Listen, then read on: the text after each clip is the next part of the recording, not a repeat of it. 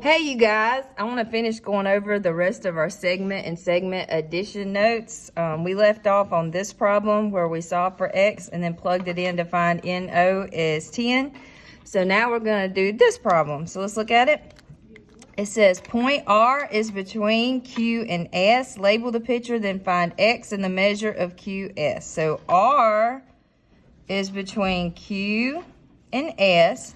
So to find x, we need to set up an equation. So I'm going to get a piece of notebook paper because I kind of wrote over in my space here and just work this out on the notebook paper.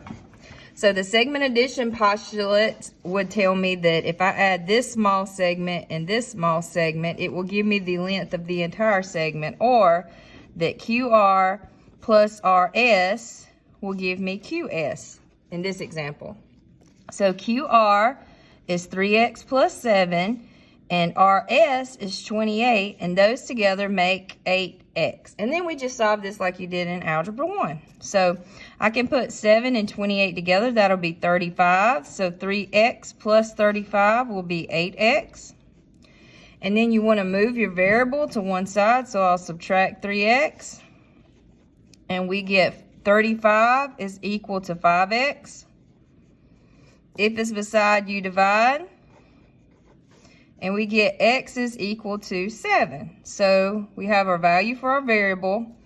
And then they want us to find the measure of QS, which is this entire segment. So how could we find the measure of QS given that x equals 7? What would we do?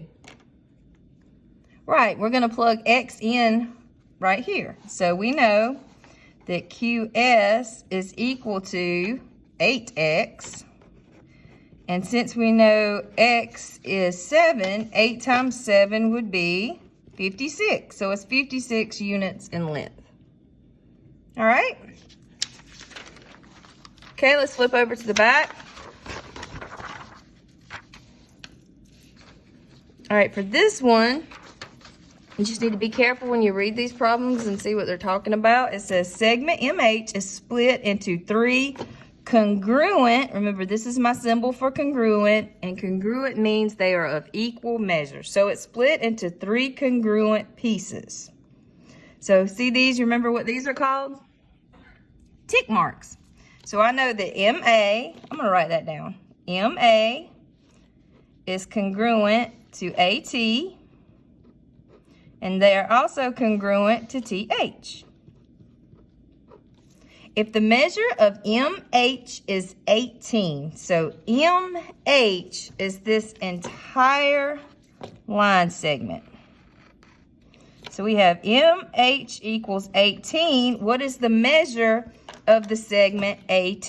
Well, since these are all congruent, we could just say they each measure x. So if this one's x, this one's x, this one's x, because they're equal. So that's 1, 2, 3 x's is equal to the length of the entire segment, which is 18. And then if it's beside, you divide, and we get x equals 6. So the length of AT is 6, which is also the length of MA, which is also the length of TH. All right, I want you guys to pause the video and I want you to try this one. Okay, so let's go over the next one.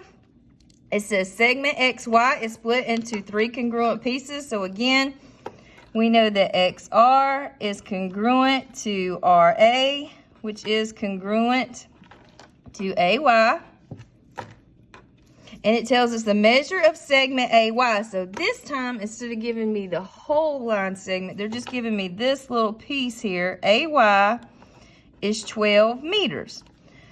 What is the measure of segment XY? I left off my centimeters over here. All right, so they're asking me for the whole segment length here.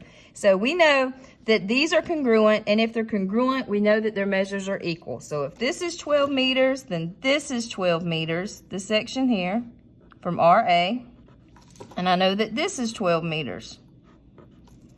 So we have 12, 12, and 12 are 3 times 12, which is 36 meters. And that's all you have to do. All right, let's look at the next one. It says segment GM is shown below. E is the midpoint. So let's go down here and let's write the definition of a midpoint. So the definition of a midpoint is the middle of a line segment. So for a segment, a midpoint is the middle.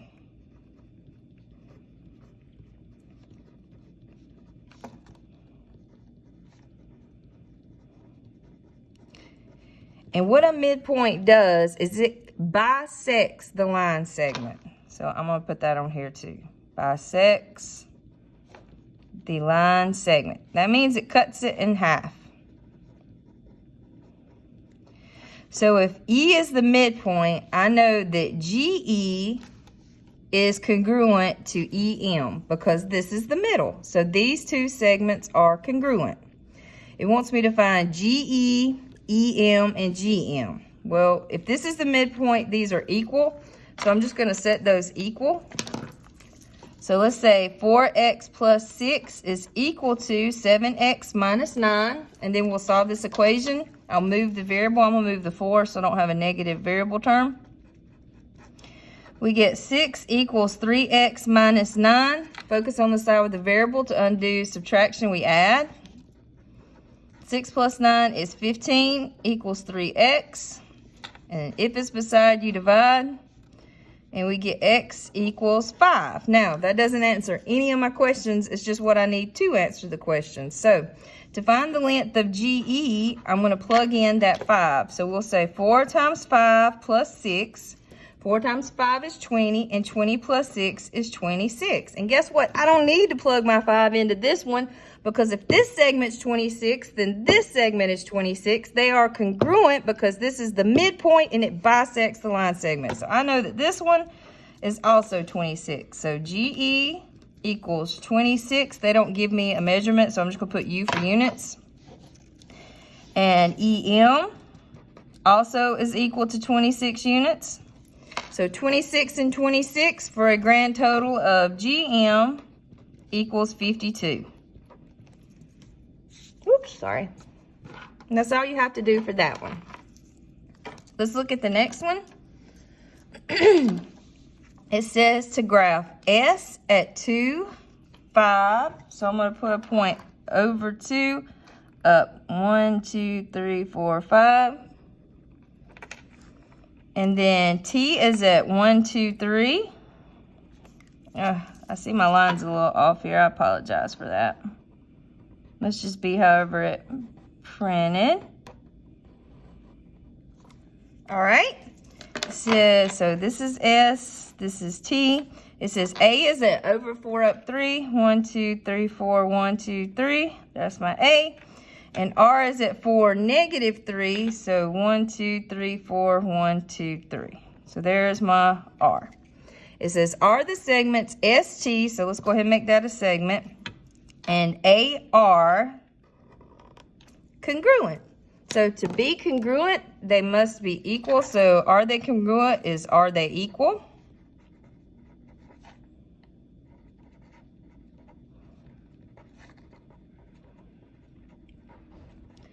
All right, so let's look. ST is 1, 2 units. And then AR is 1, 2, 3, 4, 5, 6 units. So are they equal? The answer is no. They are not congruent.